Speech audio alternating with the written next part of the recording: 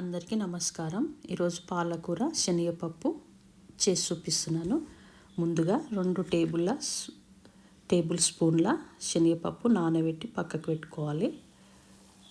1 glass water మరిగించుకోవాలి.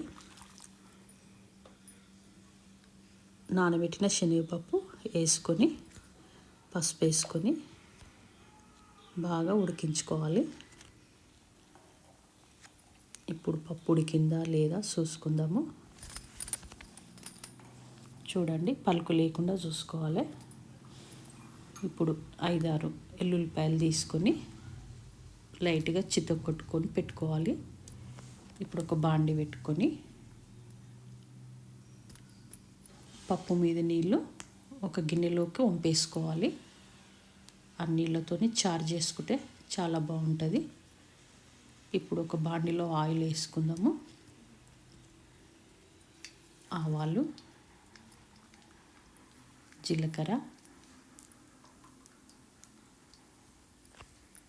ఇప్పుడు ఎల్లుల్లిపాయలు వేసుకోవాలి. నేను మర్చిపోయి వేసుకోలేదు, ఉల్లిపాయ తర్వాత వేసుకున్నాను. ఇప్పుడు ఉల్లిపాయ వేసుకున్నాను.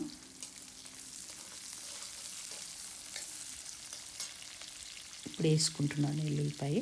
ముందు వేసుకుంటే బాగుంటుంది, మంచిగా వేగుతుంటే మంచి స్మెల్ వస్తుంది, అది చాలా బాగుంటుంది.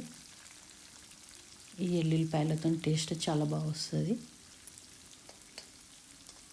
జోరగా వేయించుకోవాలి. మీరు కూడా ఒకసారి ఇలా ట్రై చేయండి. పాలకూర శనగపప్పు చాలా బాగుంటుంది.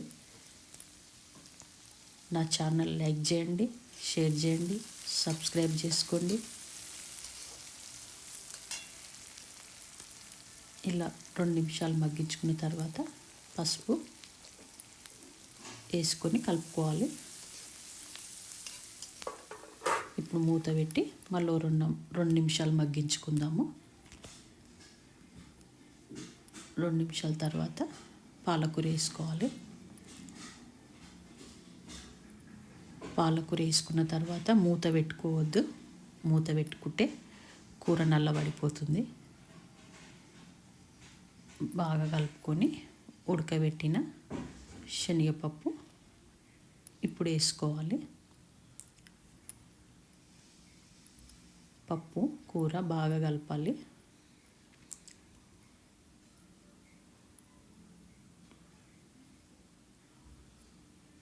చూడండి, ఇప్పుడు కారం వేసుకొని సరిపడా ఉప్పు వేసుకోవాలి. ఉప్పు చూసి వేసుకోవాలి. పాలకూరలో ఉప్పు ఉంటుంది, కొంచెం తక్కువే పడుతుంది.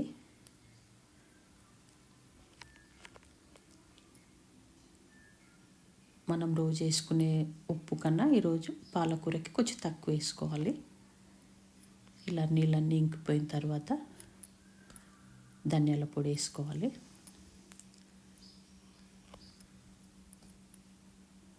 ఇప్పుడు కొత్తిమీర వేసి కలుపుకోవాలి.